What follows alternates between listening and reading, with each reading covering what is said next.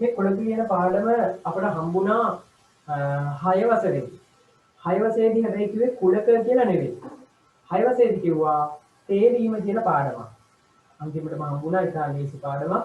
මතක ඇති එළවලු එහෙම තිබ්බා සත්තු එහෙම හිටියා ගොඩවල් වලට වෙන් කරලා එළවලු සත්තු ඊට පස්සේ වාහන තිබ්බා වෙන් කරලා ගොඩවල් වලට අහසේ යන වාහන පොළොවේ යන වාහන පොතුවේ යන වාහන කියලා ඊගාවට 7 වසරේදීත් අපට හම්බුණා මේ පාඩම අන්න එතෙන්දී නම් කුලක කියලා කිව්වා.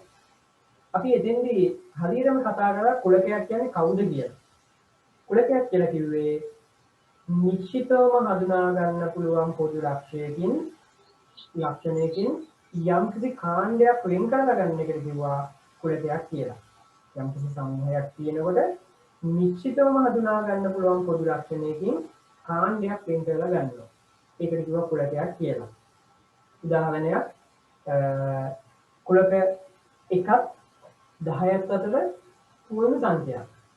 අපිට නිශ්චිතවම කිව්වේ 1යි 10යි අතර කවුද ඉන්න පූර්ණ සංඛ්‍යාවක් කියලා. ඊගවට මේක නෙමෙයි 10 8 වසරේ සිසුන් අපේ පාසලේ සිටින 8 වසරේ සිසුන් නිශ්චිතවම වෙන් කරලා ගන්න පුළුවන්. ඊගවට සෙන්ටිමීටර් 130ට වඩා උස අපේ පන්තියේ සිටින සිසුන් වෙන් කරගන්න පුළුවන්. නිශ්චිතව වෙන් කරලා ගත්තා හැකියි. ඊට පස්සේ කුලක නොවන අය කිව්වහම කුලක කියන්නේ මොනවද කියලා තව හොඳට පැහැදිලි වෙනවා. කුලක නොවන අය තමයි දක්ෂ ළමයි. එහෙනම් වෙන් කරලා ගන්න බෑ. උස ළමයි කුලක නෙවෙයි. ලස්සන මල් වෙන් කරන්න බෑ කුලක නෙවෙයි.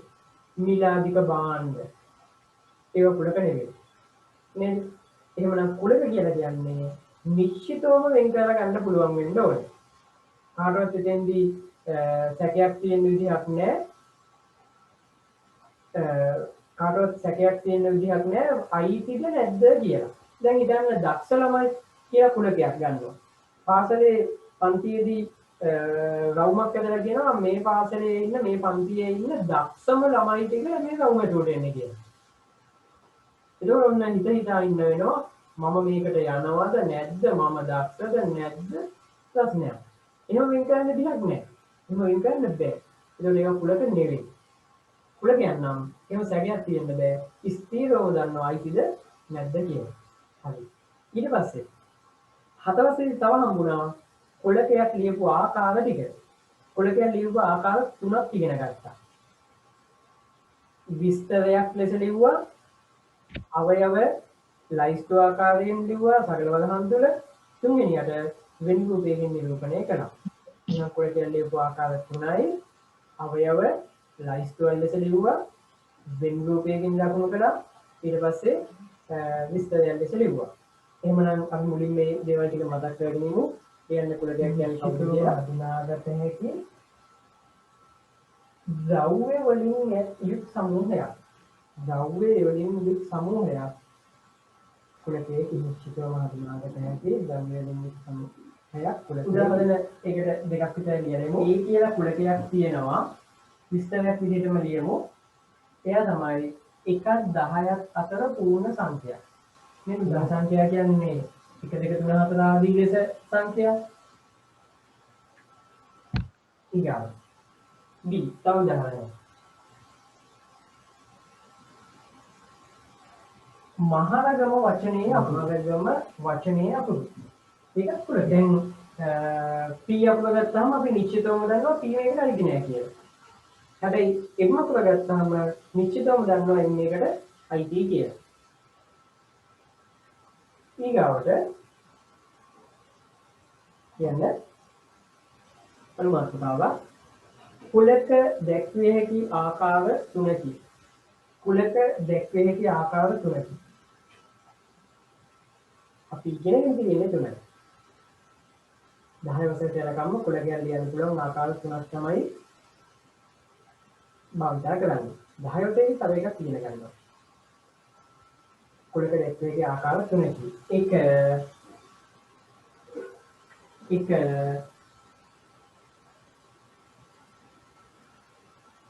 විස්තරයක් ලෙස උදාහරණය මේ දෙන්නම අපෝ යන උදාහරණය මේ දෙන්නමයි. 1ත් 10ත් අතර පූර්ණ සංඛ්‍යා විස්තර කරලා දෙන්නේ. 1ත් 10ත් අතර පූර්ණ සංඛ්‍යා. විස්තර කරලා කවුද මේ කුලකය කියන්නේ කියලා විස්තර කිරීමක් කරනවා. D කියන්න D මහාවර්ගම වචනේ අකුරු. කොහොම විස්තරයක්. ඒක දෙවෙනි ආකාරය. දෙවෙනි ආකාරය තමයි අවයව සගල වදහම් තුල ලියන්න පුළුවන්. ලියන්න දෙක අවයව ලයිස්තුවක් ලෙස ලිවීම. අවයව ලයිස්තුවක් ලෙස ලිවීම. සගල වදහම් තුල අවයව ලයිස්තුවක් විදිහට ලියනවා. මේ අපේ ඉගෙන ගන්න දේවල් මතක කර මෙන්න මේ කුලක දෙකම මම උදාහරණයට ලියනවා. මතකද ලයිස්තු ලෙස ලියද්දි සැලකිලිමත් වෙච්ච දේවල් එක අවයවයක්වත් මගහැරෙන්න බෑ. අවයව කියලා කිව්වේ කුලකයේ අඩංගු දේවල් ටික. එකක්වත් මගහැරෙන්න බෑ. එක්කෙනෙක් දෙපාරක් ලියන්නත් බෑ. ඒ වගේම ක්‍රමාවලින් අවයව ටික වෙන් කරන්න ඕනේ. තව එහෙම පිළිවෙලක් වෙන්න අවශ්‍ය නැහැ. ක්‍රමාවලින් වෙන් කරලා තියෙන්න ඕනේ. දැන් බලමු. 1ත් 10ත් අතර පූර්ණ සංඛ්‍යා. 1ත් 10ත් අතර කිව්වහම 1යි දිස් නැහැ 10යි දිස් නැහැ. 1 සිට 10 දක්වා කිව්වොත් 1යි දිස් 10යි දිස් නැහැ. 1 සිට 10 එක් කිව්වොත් 1යි දිස් 10යි දිස්. දැන් කියන්නේ 1ත් 10ත් අතර එහෙනම් 1යි දිස් නැහැ 10යි දිස් නැහැ. පූර්ණ සංඛ්‍යා. 2 3 4 5 6 7 8 9. ඔන්න එහෙමනම් A කියන කුලකය මේ තියෙන විස්තර කරලා මේ තියෙන අවයව ලයිස්තු ආකාරයෙන් සගල වදහන් තුල ලියන්න. උදාහරණ කියලා A සහ B වම ලියන්න. හැබැයි දැන් ලියන්නේ අවයව ලයිස්තු ලෙස.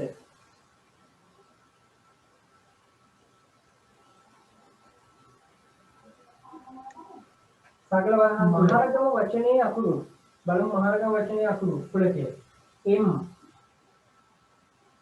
A H ඊට පස්සේ අහපහු A ඉන්නේ ඒ වුණාට එයා ලියන්නේ නැහැ මොකද එකම අවයවයේ දෙතුනක් ලියන්නේ නැති හින්දා R A ඉන්නේ නැහැ අහපහු G A ලිව්වා කලින් M ලිව්වා A ලිව්වා එහෙනම් මෙන්න කුලකයේ අවයව වචනේ අකුරු ලියද්දී එකම අවයවයේ දෙපාරක් ලියන්නේ නැහැ ඒ හින්දා අපි මේ ඒ අකුරෙන් කොච්චර තිබ්බට මෙතන ගොඩක් තිබ්බට ඒ ඔක්කොම ලිව්වේ නැහැ. එහෙනම් කුලකයක් අවයව ලයිස්තු ආකාරයෙන් ලියද්දී සැලකිලිමත් වෙන්න ඕනේ. එකම අවයවයේ දෙපාරක් ලියන්නේ නැහැ. එක්කෙනෙක්වත් නොලියා ඉන්නත් බෑ. ක්‍රමාවලින් අවයව වෙන් කරන්න ඕනේ. ඊට පස්සේ තුන්වෙනි ආකාරය වෙන් රූපයකින් ලියාගන්න තුන්වෙනි ආකාරය මතකද වෙන් රූපයකින් සංයුත රූපයක් යනවා රවුමක් ඊට පස්සේ යාගේ ඇතුලේ අවයව ටික ලිව්වා. හැබැයි අවයව ලියද්දි ක්‍රමා එහෙම ලියන්නේ නැහැ. ඊට පස්සේ මේ ඉන්නේ ඒ කුලකයයි කියලා නම් කරා. මේ ඉන්නේ ඒ කුලකය. ඊට පස්සේ ඇතුලේ ලියනවා මෙයාගේ අවයව ටික අඩංගු දේවල් ටික. ඒ කියන කුලකයට අඩංගු දේවල් ටික තමයි 2 3 4 5 6 7 8 9 කියන සංඛ්‍යා ටික. තුන්වෙනි ආකාරයට වෙන් රූපයක් මගින් වෙන් රූපයක් සමුත රූපයක් අපි යන්දා A කියලා නම් කළා යාව මෙන්න A කියන කුලකය එයාගේ අවයව ටික ඇතුලේ ලියනවා. පිළිවෙලක් අවශ්‍ය නැහැ. එක්කෙනෙක්ව මගහැරෙන්නත් බෑ. එක්කෙනෙක් දෙපාරක් කියන්නේත් නැහැ. කමානෙම කියන්නේත් නැහැ. දැන් මෙතන කම අනිවාර්යෙන් කියන්න ඕනේ. මෙතන කමා කියන්නේ නැහැ. 2 3 4 5 6 7 8 9 කියලා එනවා. ඊට පස්සේ B වත් ලියන්නේ ආකාරයෙන් B කියන කුලකයන් ලියන්න වෙන රූපයකින් මෙන්න ඉන්නවා B කියන කුලකය. එයාගේ අවයව ටික ඇතුලේ ලියන්න. B කියන කුලකයේ අවයව ටික තමයි M A H R G අවයව 5යි. ඊට පස්සේ ඔන්න 7 වසරේදී අපි ඔතෙන් වෙනකන් ගෑරන්න පරීක්ෂණ අභ්‍යාසය දිහා 42 පිටුවේ 42 පිටුවේ පුනරීක්ෂණ අභ්‍යාසය බලන්න. ඉක්මනට ඒක උත්තරේ කියලා ඉන්නේ. ඒ කියනවා මෙහෙම. පහක් දැක්කෙන ප්‍රකාශ අභ්‍යාසපදයේ ඉදිරිපත් කරන ඒ වාසියෙන් කුලකයක් නිශ්චිතව අර්ථ දැක්වෙන ප්‍රකාශ ඉදිරියේ ලකුණද එසේ නොවන ඉදිරියේ ඒවා ඉදිරියේ වැදි ලකුණ දේව දන්නේ කියලා කියනවා. නිශ්චිතව කුලකයක් වන එක්කෙනාට හරියද නැත්නම් වැරදිද දන්නේ. 0.37 අතර තුනේ ගුණාකාරය. කුලකයක්ද? ඔව් නිශ්චිතවම ගන්න පුළුවන් 0.27 තුනේ ගුණාකාරය 3 9 12 15 18 කියලා එනවා. අවුරුද්දේ මාස නිශ්චිතවම ගන්න පුළුවන්. මෙන්න මේ කට්ටිය තමයි අවුරුද්දේ මාස කියලා. ලිව්වයි. ලස්සන මල්. එහෙම ගන්න බෑ. ලස්සන මල් කියන්නේ එක්කෙනා නිශ්චිතවම වෙන් කරලා ගන්න පුළුවන් එකක් නෙවෙයි. කවුරු හරි එක්කෙනෙක් මේ තියෙන ලස්සන මලක් කියලා ගත්තොත් තව කෙනෙක් කියන්න පුළුවන් නෑ ඔක කැට මලක් කියලා. ඔය ලස්සන මලක් කියලා තියෙන ගාවින් තව කොහෙද තියෙන ලස්සනම ඊටත් වඩා ලස්සන මලක් දිනවම අර කලින් තිබ්බ ලස්සන මල දැන් කැට මල බවට පත් වෙනවා. එහෙමනම් ඒක නිශ්චිතවම වෙන් කරලා ගන්න පුළුවන් පොදු ලක්ෂණයක් නෙවෙයි. ප්‍රථමක සංඛ්‍යා ගන්න පුළුවන්. නිශ්චිතව වෙන් කරලා ගන්න පුළුවන්. දැන් 4 කියන සංඛ්‍යාව අපි නිශ්චිතවම දන්නවා ප්‍රථමක සංඛ්‍යාවක් නෙවෙයි කියලා. 5 කියන සංඛ්‍යාව නිශ්චිතවම දන්නවා ප්‍රථමක සංඛ්‍යාවක් කියලා. උසමීසු කලින් කිව්වා ඒක නිශ්චිතව වෙන් කරලා ගන්න පුළුවන් එකක් නෙවෙයි. ඊගව පහ දැක්කේ එකේ කුලකයේ අවයව සියල්ලම සගල වරන්තුව ලිවීමෙන් එම කුලකයේ නැවත ලියා දක්වන්න කියලා කියනවා. දැන් එතෙන්දී අපිට ඕන වෙනවා 6 වසරේදී කලින් කතා කරපු මම කලින් කිව්වා එකක් පහක් අතර සංඛ්‍යා කිව්වහම මොනවද?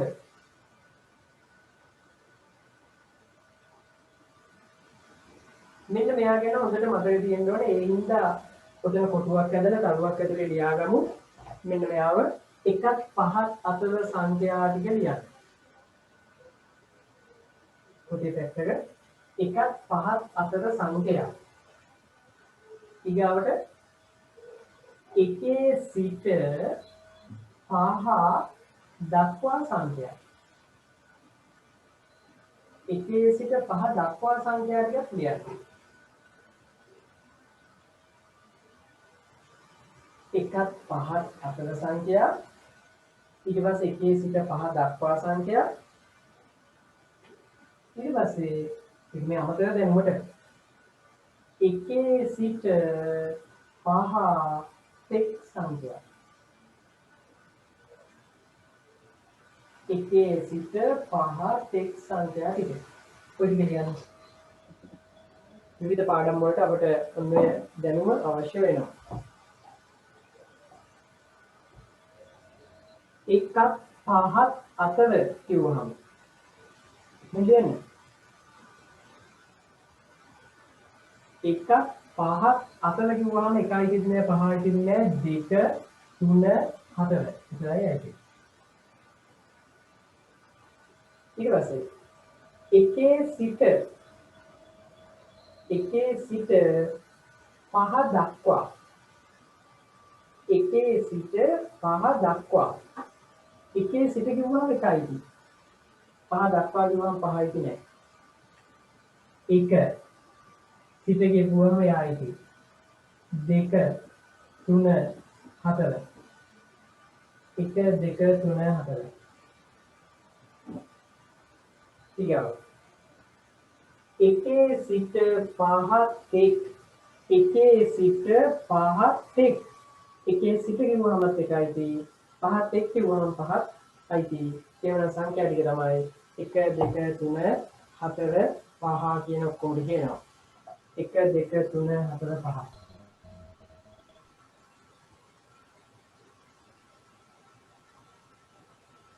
විවිධ අවස්ථාවල මේ මතකය යොදා ගන්න වෙනවා ගණන් ගන්න. එහෙනම් දැන් අපි යමු අටවසරට අදාළ කොටසට. දෙවෙනි ගණන්ට තුන්වෙනි ගණන්ට විස්තරය කියන්න. ලියා ගන්න. අපිට හමු වෙනවා කුලක අංකන කිහිපයක්. කුලක අංකන කියන්නේ මේ කුලක පාඩමේදී අපි භාවිතා කරන සංකේත ටිකක් හමු වෙනවා. ලියා ගන්න අනුමාතිකාව කුලක අංකන. ඒකේ හමු වෙන එක සංකේතයක් තමයි කුලක අංකන කියන පාඩමේදී අංකනය කියන කොටසදී අපිට හමු වෙනවා පළවෙනි එක්කෙනා අවයවයක් වේ කියන සංකේතය. අවයවයක් වේ. පුරාණ කෙනෙක් කිව්වක් අපි ඉගෙන ගන්නවා. අපේදී තව ඉස්සරහට තව ඉගෙන ගන්නවා. දැන්ට හම් වෙනවා එක්කෙනෙක් අවයවයක් වේ කියන සංකේතය. ඒක සංකේතය තමයි මෙන්න මෙයා. හරියට ඊ අකුරක් වගේ. හැබැයි ඊ අකුර අදින්නේ මෙන්න ඉදිවලින්නේ. මෙයා වදින්නේ සී අකුරක් වගේ යන්න මැද්දෙන් ඉරක් යන්න. ඔකට අපි කියනවා අවයවයක් වේ කියන කුලතියක්. එයාගේ අවයව ටික තමයි අවයව කියන වචනේ කලින් දන්නවනේ. එයාගේ අවයව 1 2 3 4 කියලා හිතමු. ඊ කුලතියක් ගත්ත එයාගේ අවයව 1 2 3 4. 3 කියන සංඛ්‍යාව ඒගේ අවයවයක් වේ. ඒක අපිට මෙන්න මේ සංකේතය භාවිත කරලා ලියන්න පුළුවන්. 3 අවයවයක් වේ ඒ කියන කුලකේ. දෙකට මාරු කරන්න බෑ. 3 අවයවයක් වේ ඒ කියන කුලකේ. 4 අවයවයක් වේ ඒ කියන කුලකේ. එහෙනම් මේක අමුතුවෙන් විස්තර කරන්න දෙයක් නැහැනේ. මේ සංකේතයෙන් කියවෙන්නේ ඒකේ වචනය තමයි අවයවයක් වේ කියන නම. 2 අවයවයක් වේ ඒ කියන කුලකේ. ලියා ගන්න එක අවයවයක් වේ සරල වලහන් ඇතුලේ සංකේතය ලියා ගන්න. ඊට පස්සේ මෙන්න මේ උදාහරණය ලියා ගන්න.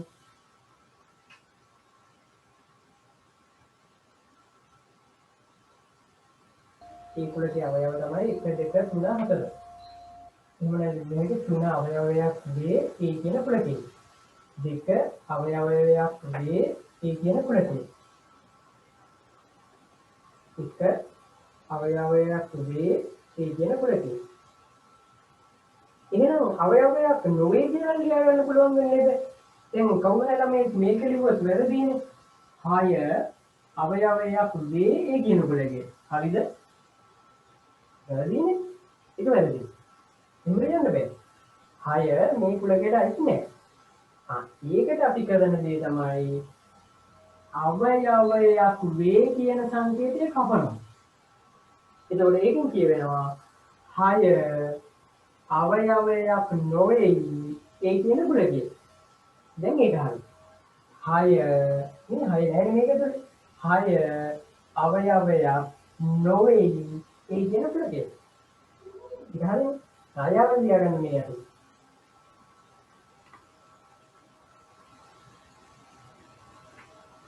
5 අවයවයක් නොවේ ඒ කියන කුලකේ.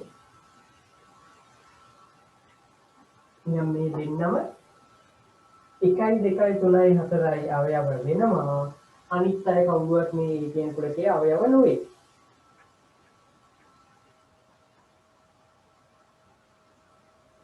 ලේසි සංකේතයක් දැන් බලමු 19 එකක් දෙහසෙ 43 පිටුවේ.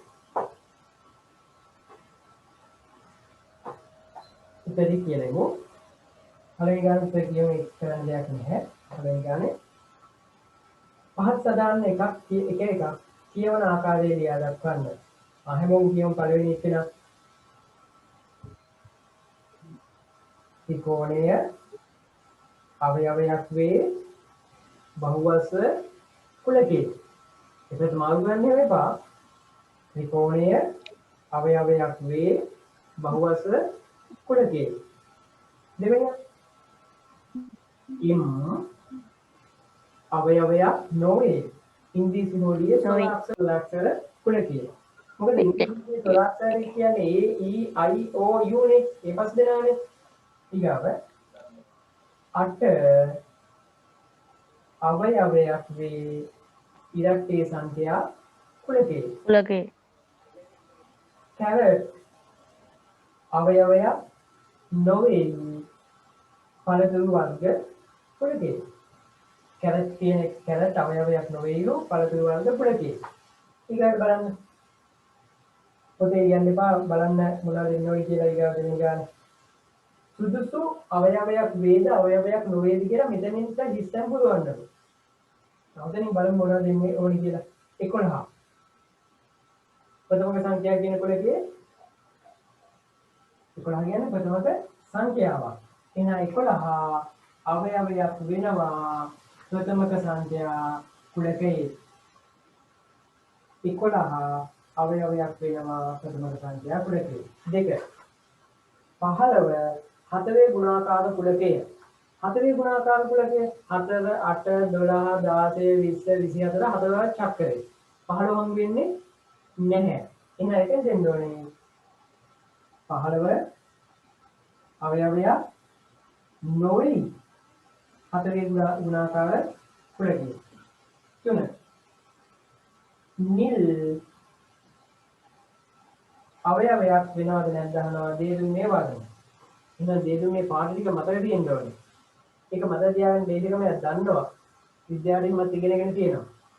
රතු, කැබිලි, කඩන, කොල්ලා, නිල්, ඉබ්බා, දකි කියලා කඩපාඩම් කරගත්තානේ. ඒකෙන් කියවෙනවා මුලාපුර දෙකෙන් පාඩ දෙක. නිල් තියෙනවා. නිල් ඉබ්බා දකි නිල් පාඩ තියෙනවා. එහෙනම් නිල් අවයවයක් වෙනවා දෙදුන්නේ පාට කුලකේ. අඹ අවයවයක් වේ පළතුරු වර්ග කුලකේ.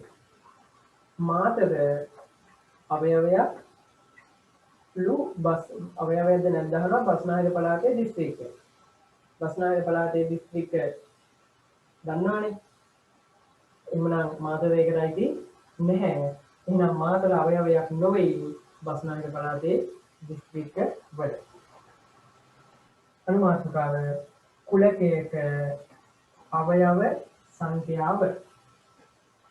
කුලකයක අවයව සංඛ්‍යාව. මුලින්ම අමුල සංකේතයේ අවයවයක් වේ. දැන් කුලකයක අවයව සංඛ්‍යාව. කුලකයක අවයව සංඛ්‍යාව ගැනයි දැන් මේ ඉගෙන ගන්න යන්නේ. ඒකට පල්ලෙහෙන් ලියා ගන්න අනේකත්වය කියන වරහන් ඇතුලේ අනේකත්වය.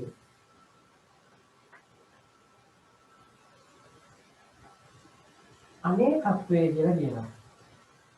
අවයව සංඛ්‍යාවට කියන කුලකයක අනේකත්වය කියලා.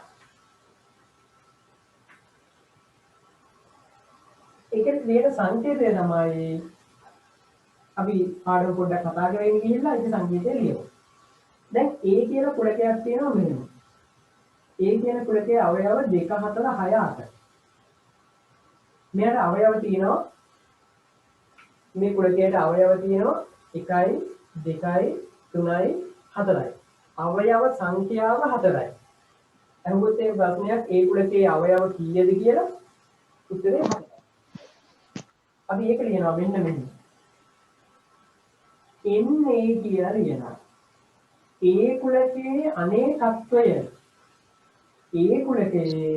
අනේකත්වය සමානයි නැත්නම් අවයව සංඛ්‍යාව සමානයි 4යි. A කුලකයේ අනේකත්වය අවයව සංඛ්‍යාව A කුලකයේ සමානයි 4යි. හැබැයි ඔන්න ටික වෙලාවක් යද්දී මෙන්න මේවා ලියවෙන්න පුළුවන්. ඊළඟට මේ අවයව සංඛ්‍යාව කීයද කියලා අහන්නේ. ඒක කුලකයක් නෙවෙයි. ඒක සංඛ්‍යාවක්. දැන් පන්තියේ ඉන්න ළමයි ගාන කීයද කියලා අහුවම ඒක කුලකයක් නෙවෙයිනේ. ඒක සංඛ්‍යාවක්නේ. පන්තියේ ඉන්න ළමයි ගාන 46. සංඛ්‍යාවක්. මේවා ලියාගන්න. ඉතින් ලියන්නකෝ. යම් කුලකයක අඩංගු අවයව සංඛ්‍යාව එහි අනේකත්වයේ ලෙස හැඳින්වේ.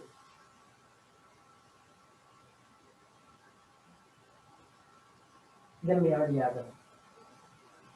අපි මේවා කියවන්නේ A කුලකයේ අනේකත්වය. නැත්නම් A කුලකයේ අවයව සංඛ්‍යාව සමානයි 4යි.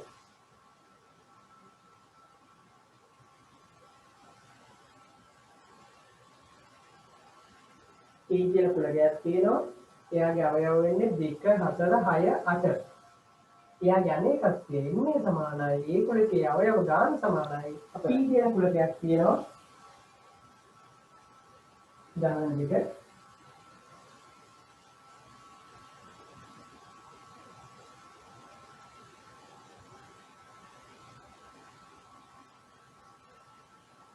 A, E, I, O, U. මෙයාගේ අනේකත්වය NP කියලා කියන්නේ. P කියලා කුලකයක් තියෙනවා. එයාගේ අවයව තමයි A E I O U ඉංග්‍රීසි හොඩියේ ස්වර අක්ෂර MP කීයද කියලා ලියන්න. MP P කුලකයේ අවයව සංඛ්‍යාව 1 2 3 4 5යි. අවයව සංඛ්‍යාව 5යි. උත්තර එනවා 5යි කියලා. එහෙමනම් දැන් බලන්න 19 දෙක අභ්‍යාසය 45 පිටුවේ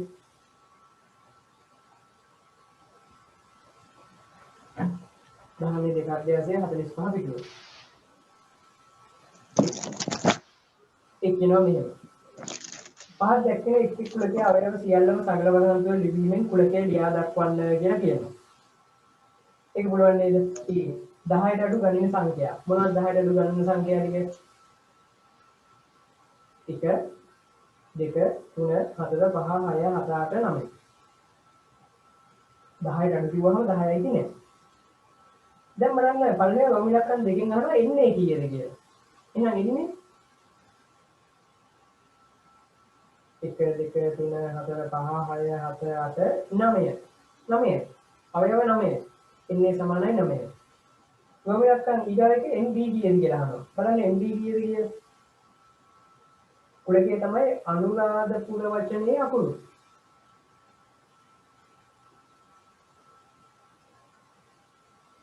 එහෙනම් යාව කියලා ඉන්න වෙනවා. මොකෝ මේ අකුරු ඔක්කොම ගණන් කරලා කිව්වොත් එහෙම වැරදි. කුලකයේ අවයව ලිව්වහම දෙපා දකින්න එන්නේ නැහැ. එහෙනම් ඊගාව ගාන උදාහරණ 3 එයාව හදන්න. උදාහරණ 3 මුලින්ම ගාන ලියන්න මෙහෙම. B සමානයි අනුරාධපුර වචනේ අකුරු කියලා ලියන්න. ඊට පස්සේ එයාගේ අවයව ටික ලියන්න. දෙදීලා තියෙන විස්තරයක් විදිහටනේ. ඊට පස්සේ එයාව ලියන්න අවයව ටික.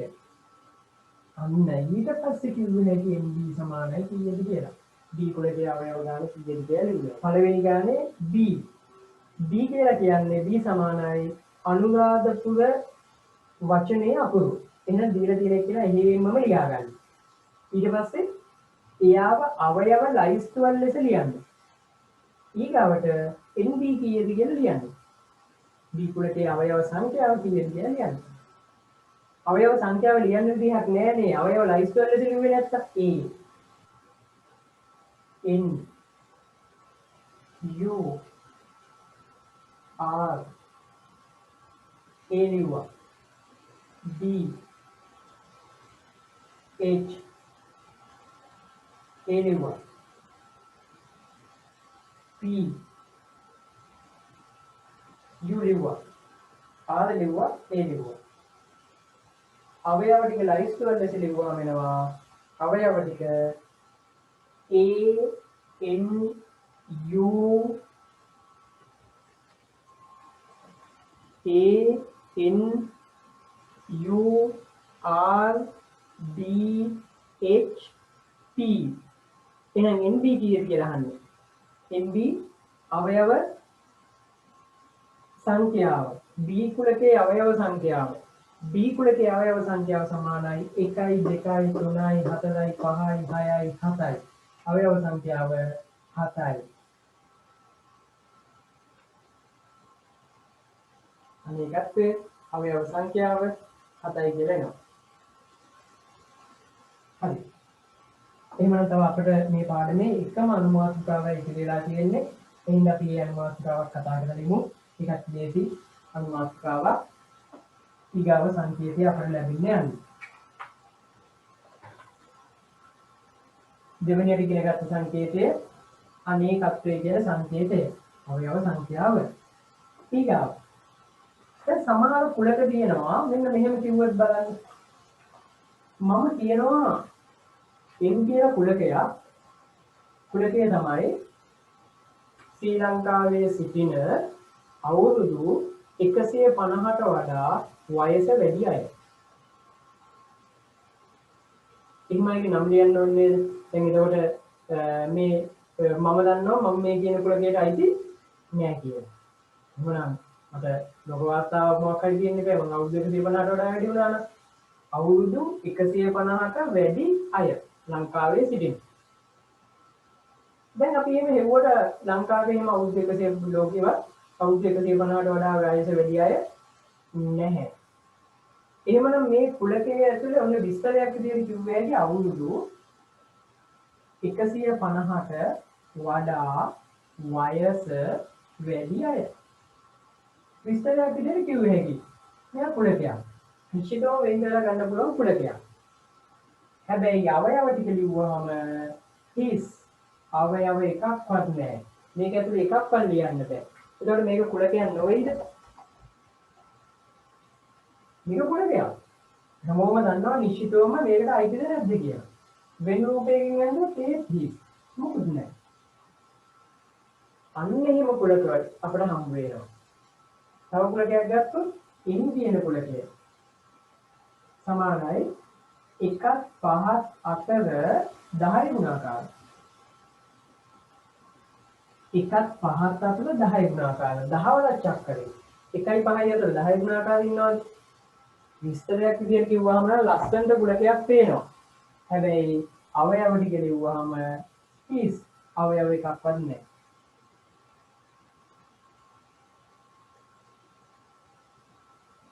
අන්නේ කුලක වලට අපි කියනවා විශේෂ නම. එනම් කුලක තියෙනවා අවයව එකක්වත් නැති කුලක. ඒ අය කියනවා අභිශුන්‍ය කුලක කියලා. කියන්නේ ඊගාවල් මාතෘකාව තුන්වෙනිය. මොකක්ද තුන? අපි දැන් මේ කතා කරගෙන ඉන්නේ කුලකවල සංකේත ගැන. ඒකේ තුන්වෙනිය අභිශුන්‍ය කුලක. අභිශුන්‍ය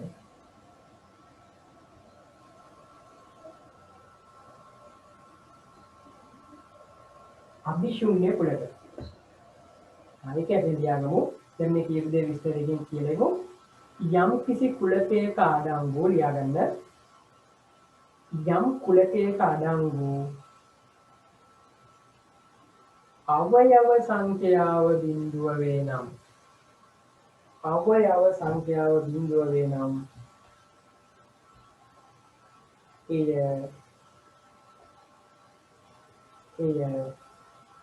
අභිශුන්‍ය කුලකයකි. යම් කුලකයක අඩංගු අවයව සංඛ්‍යාව බිඳුව වේ නම් එය අභිශුන්‍ය කුලකයකි.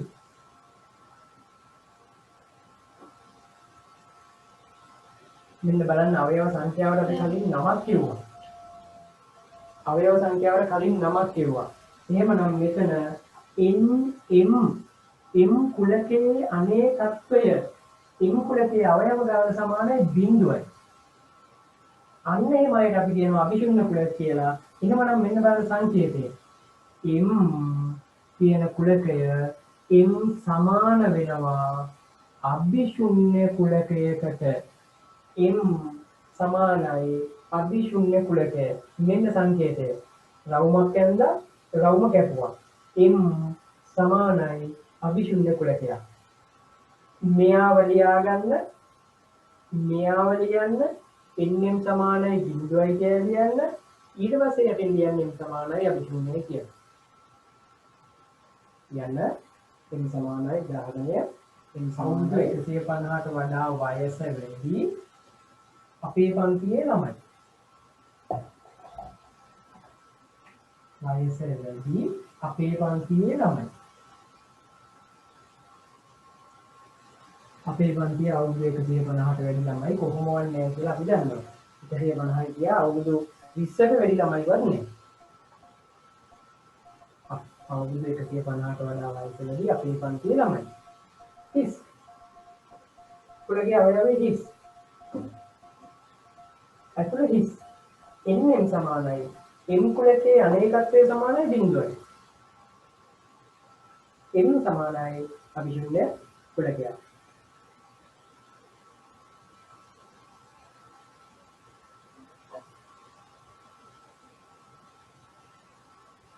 ඊට පස්සේ උදාහරණ දෙක. මේ උදාහරණ දෙක. මේව ලියාගන්න. n කියලා කුලකයක් තියෙනවා 1 5 4 10 ගුණාකාර. n සමානයි මෙන්න බලන්න තුල his. එහෙනම් මෙයාගෙත් මේ විදිහට ලිව්ව හැකි උත්තරේ ලියන්න. n 1 5 4 10 ගුණාකාර. නැහැ 10 20 30 40 කවුරුත් නැහැ. n සමානයි his. සගලව ගන්න තුල his. එහෙනම් දැන් ලිව්ව හැකි මෙන්න මෙයාව. nm සමානයි n capital N. capital N කුලකයේ අනේකත්වය අවයව සංඛ්‍යාව සමානයි බිඳුවට. එහෙනම් n කියන කුලකයක් සමානයි අභිශූන්‍යයි. ඊට පස්සේ උදාහරණ 3 කියන කුලකයක් තියෙනවා. L කියන කුලකයක් තියෙනවා. කුලකය තමයි ඍණ 1ක් ධන 1ක් අතර නිකිල. ඍණ 1ක් ධන 1ක් අතර නිකිල. ලියාගන්න උදාහරණ තුන. ඍණ 1ක් ධන 1ක් අතර නිකිල. එයාගේ අවයව ලියන ලයිස්තුවක් විදියට අවයව ලියන ලයිස්තුවක් විදියට ලියන්න.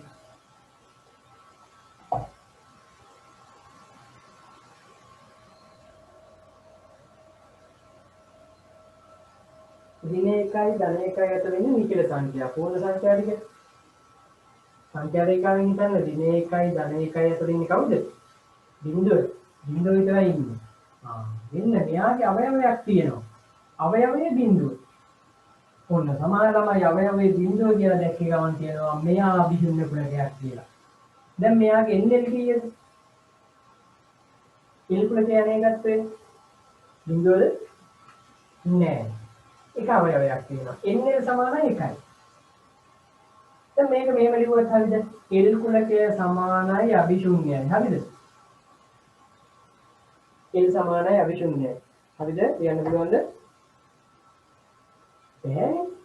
එක අවයවයක් ඉන්නවනේ. ආයේ වෙලාවට අපි කියනවා L අසමානයි අභිශූන්‍ය කුලක. ඔන්න ඊගව සංකේතය අභිශූන්‍ය කුලකයේ සංකේතයම තමයි. හැබැයි L අසමානයි අභිශූන්‍යයි. අභිශූන්‍ය නොවන වෙලාවට සමාන ලකුණ පකනවා. L කියන්නේ අභිශූන්‍ය කුලකයක් නොවේ කියන එකයි මෙතන කියවෙන්නේ. L අසමානයි අභිශූන්‍ය. එහෙනම් අපේ කුලක පාඩමට අදාළ තියරි කොටස් ටික තමයි ඔය කතා කරේ. හැබැයි අභිශූන්‍ය කුලකයේ දැන් අපි මේකට අදාළ අභ්‍යාසයේ ගණන් කිහිපයක් තව සාකච්ඡා කරමු. එතකොට මේ පාඩම සම්පූර්ණයෙන් අවසන් වෙනවා. අභ්‍යාසය සහ තියරි කොටස් ටික කතා කරනවා. අභ්‍යාසයේ තව ගැටලු කිහිපයක් ඉතිරි වුණා. ඒවා සම්පූර්ණ කරලා තියන්න අපි ඊගා දවසේ ගැටලු ටික සාකච්ඡා කරනවා. මේ අභ්‍යාස වලට උත්තර ලියන්න මම මේ උත්තර කියනවා. හැබැයි අවෝ ඒවට උත්තර ලියන්න. 19 තුන අභ්‍යාසය කරලා ගන්න 46 පිට බලන්න එක පළවෙනි ගාන.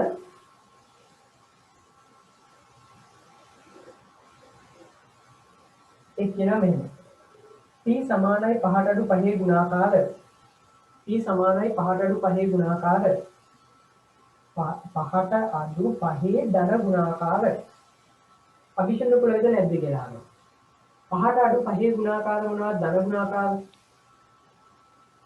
5ට අඩු 5 ධන ගුණාකාර නැහැනේ.